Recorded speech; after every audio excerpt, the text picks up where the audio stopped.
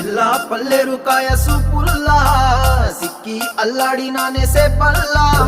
పసిడి పచ్చాని అరసే తుల్లా ధర పోస్తా ప్రాణాలు తానే అడగాల సీతా